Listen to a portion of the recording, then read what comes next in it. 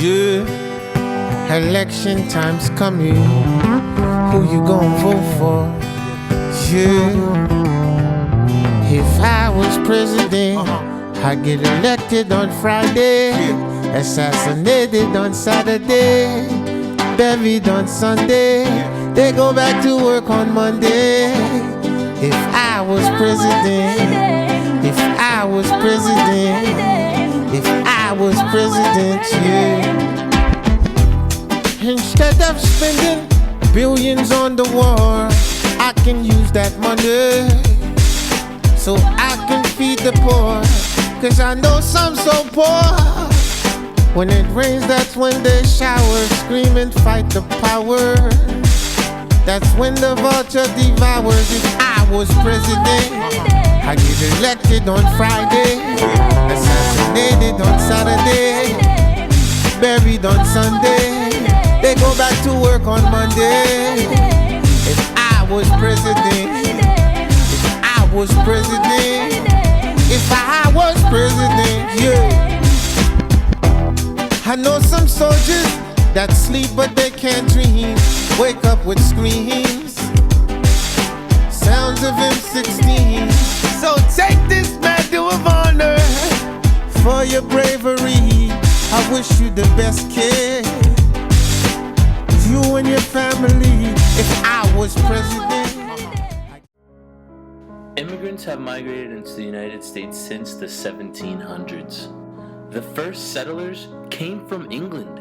Thousands more came over the years through slavery and work. At the time Ellis Island was in operation, we were accepting hundreds of thousands of immigrants from Europe.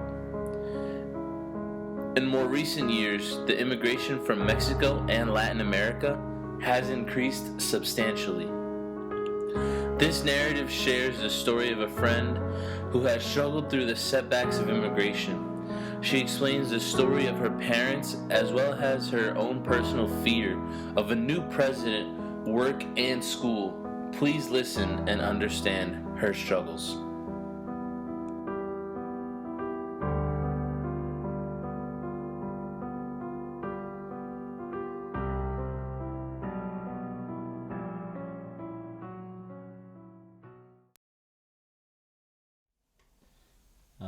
What year did you come here?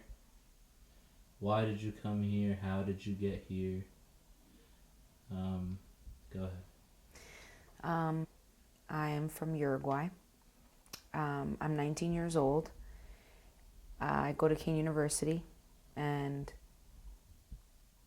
I came here 14 years ago in April of 2002, and I've been here ever since. I came here legally with a visa, in a plane, normal way.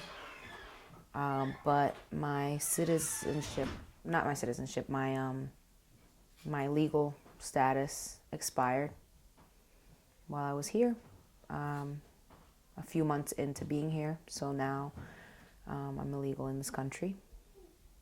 And yeah. I actually, right now at this moment, I'm a DREAM Act student, which means it was this law passed by Obama that lets illegal immigrants that want to go to college and do, pursue a career. It gives them the social security number and allows them to be in this country, and allows them to get a license and go to work and do their taxes and stuff like that. But I'm not considered a citizen. I'm just a DREAM Act student, honestly. It's just like a thing that gives you benefits, but it doesn't give you all the benefits that a citizen would have. So I can't leave the country. I can't get financial aid for school. I can't take out loans. I can't, I don't have a green card. And there's a lot of things that I'm prohibited. So, in a way it did help me, but I'm not quite there yet. My parents My parents are not citizens and they're illegal, and they are not under the Dream Act, so they are pretty much hiding out. And they're just working for me to go to school, and I pay full tuition, so they are here for that reason.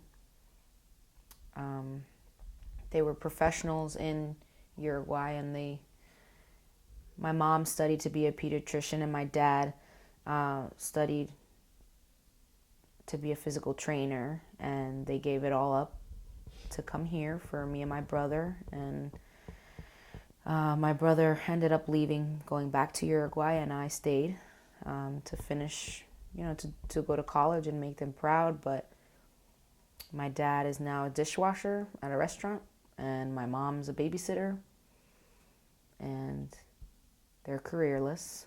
Tell me about how it was assimilating to American culture. Was it a culture shock? How was it different from your homeland? And what was it like learning English? And how was it learning English? When I first came here, I was 6 years old, so I was going into first grade. And my mom decided that she didn't want to put me in a bilingual classroom because then I wouldn't really learn. And I would just continue speaking Spanish without learning the language. So she put me in a regular classroom, and I had to learn, all the basic stuff like reading, writing, English as soon as I came to the country. So sometimes I feel astonished when people are like, I didn't pass first grade, and I'm like, you have no idea. I feel like this is my home. I feel like I would never even see myself being anywhere else. I learned the language pretty fast. I learned literally the national anthem like before my own in Uruguay.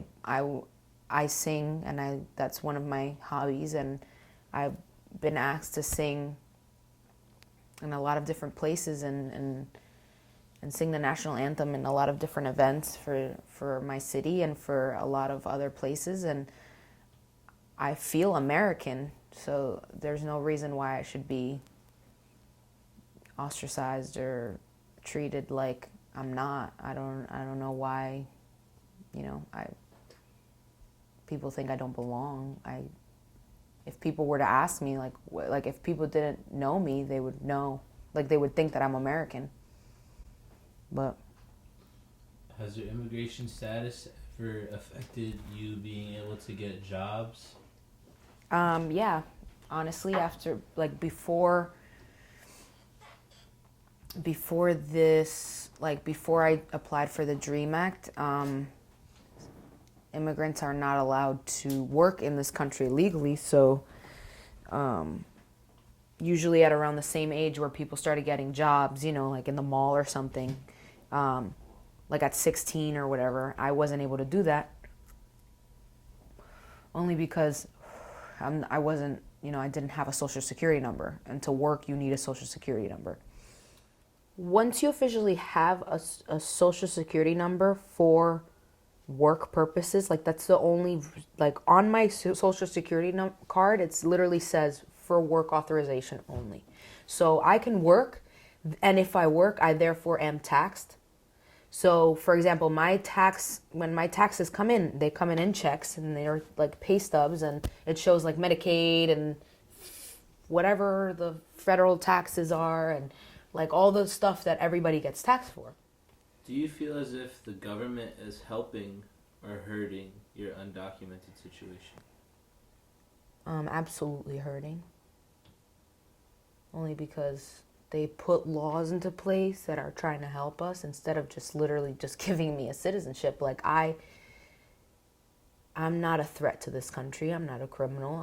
Neither are my parents. They have come here because they love me and they want my well-being, and they want me to strive. So there's no reason why I should only be granted some rights.